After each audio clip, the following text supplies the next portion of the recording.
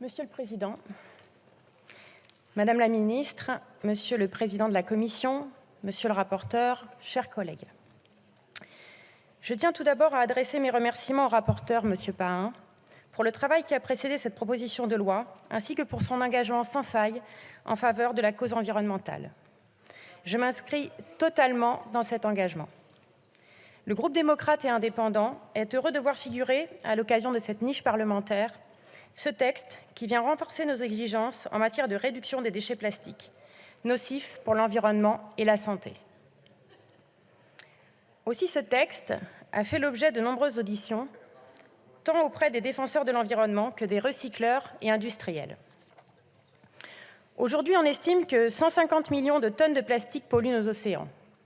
Cela représente l'équivalent d'un camion poubelle déversé chaque minute dans l'océan. 50% des déchets plastiques retrouvés en mer sont des emballages à usage unique. Ils suivent le fil de l'eau des fleuves à partir de nos égouts, de nos canalisations et de nos routes pour terminer leur parcours dans nos océans.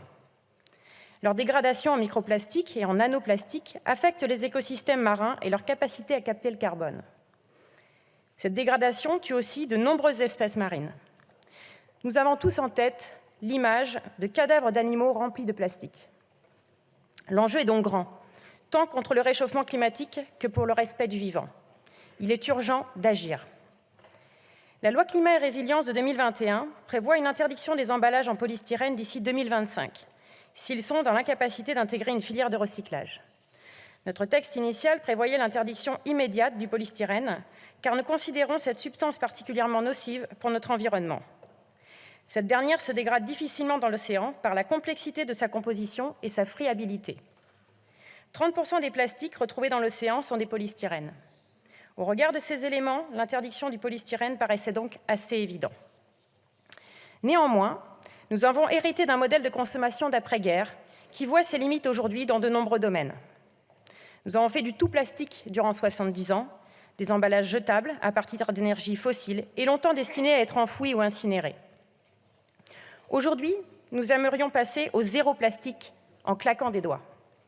Personnellement, je le souhaite, et je pense que nous sommes nombreux dans cet hémicycle à le souhaiter. On comprendra aisément que ce n'est pas si simple de faire machine arrière. Il existe bien des alternatives plus vertueuses au polystyrène, mais elles sont encore techniquement insatisfaisantes pour nos industriels. Il nous faut donc encore innover pour aller vers des solutions biosourcées, à usage multiple et recyclables. Dans la continuité de la loi AGEC, le gouvernement a publié l'an dernier sa stratégie 3R, réduction, réemploi, recyclage, qui fixait un objectif de 100% des emballages recyclables d'ici 2025. Notre proposition de loi vient donc renforcer cet objectif en lui donnant une portée contraignante, en obligeant les industriels à développer une filière de recyclage pour leur emballage plastique sous peine d'interdiction. Cela représente une réelle avancée dans la mise en œuvre de la stratégie 3R. Aussi, cette volonté de protection de l'environnement se retrouve dans l'article 3, qui impose un affichage indiquant la présence de plastique dans l'emballage et les effets nocifs sur l'environnement qu'il pourrait potentiellement produire. Et dans l'article 4, qui vise à limiter la dégradation des espaces protégés par la pollution plastique. Enfin, l'article 2 vise à protéger la santé des Françaises et des Français en interdisant les composés perfluorés des produits de notre quotidien. Emballages et contenants alimentaires, ustensiles de cuisine, petits électroménagers, jouets et articles de puériculture, couches pour bébés et protection d'hygiène intime. Ces produits sont visés par une restriction ou une interdiction européenne dès 2025. Au-delà de notre proposition de loi, il est essentiel que chaque acteur de la chaîne fasse sa part dans un projet global de sobriété. Tout d'abord, l'industrie plasturgique doit innover en limitant la superposition de couches de plastique et l'ajout d'additifs qui compliquent le tri et le recyclage. C'est aussi explorer les possibilités offertes par les matériaux biosourcés. Ensuite, il en va de la responsabilité des industriels de choisir des solutions vertueuses pour l'environnement. Avant tout, dans l'industrie agroalimentaire, par exemple, il est nécessaire de favoriser des formats dits familiaux, notamment sur les produits laitiers, comme c'est le cas dans d'autres pays européens, ainsi que le vrac et la consigne. Dans ce processus, le consommateur joue un rôle majeur. Il dispose d'un pouvoir d'orientation vis-à-vis des entreprises par ses actes d'achat. L'enjeu est donc de l'informer au mieux pour lui permettre de prendre conscience de son impact et de choisir pour qu'il soit acteur de sa consommation. De plus, l'enjeu est de développer une économie circulaire des emballages plastiques. Ces nouvelles filières doivent ainsi permettre le retour au contact alimentaire des produits recyclés afin de cesser de faire pression sur les ressources naturelles pour produire de nouveaux emballages. Enfin, les pouvoirs publics doivent également agir pour accélérer sur la collecte de tri, rendre les consignes plus lisibles, mettre à disposition davantage de bornes de collecte, assurer un suivi des dispositifs de tri de la poubelle jusqu'au centre de recyclage. En résumé, c'est l'ensemble des acteurs qui se doit d'être responsables face aux enjeux climatiques.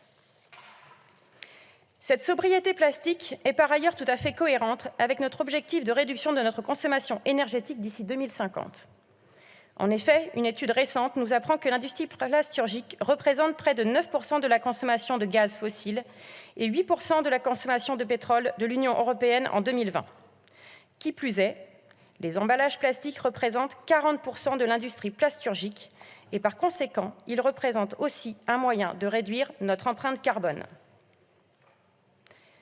Le groupe démocrate et indépendant sera particulièrement vigilant à la bonne mise en place des filières de recyclage à l'horizon 2025.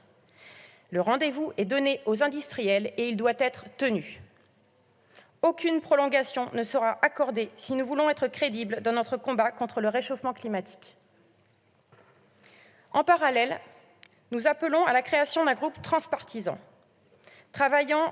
associant les industriels, les associations environnementales et de consommateurs, ainsi que les élus pour accompagner cette transition. À cela, l'évaluation systématique de l'impact carbone de chaque solution est impérative afin de prendre des décisions étayées, notamment par l'analyse de cycle de vie de chaque produit avant sa mise sur le marché. Nous sommes au tout début de cette démarche, mais ce travail est incontournable pour nous permettre de prendre les bonnes décisions pour l'avenir de nos enfants. Aussi, le groupe démocrate et indépendant votera cette proposition de loi en pleine cohérence avec son engagement écologique. À la veille du 1er janvier 2025, nous ne pourrons pas dire que nous ne savions pas, il reste 2 ans.